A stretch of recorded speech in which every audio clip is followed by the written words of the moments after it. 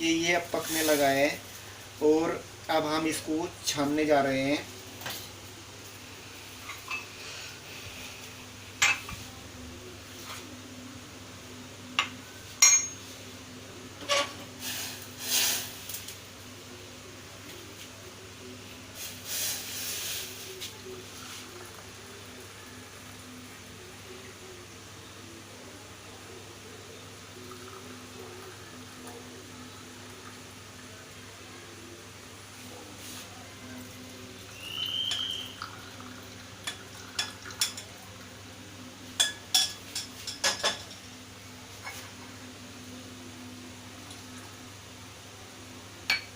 देखिए ये काढ़ा हमारा पककर तैयार हो गया है।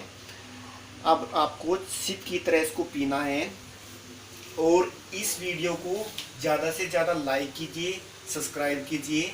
इससे आपको आपकी सेहत को फ़ायदा मिलेगा और आपको काफ़ी फ़ायदा मिलेगा। धन्यवाद।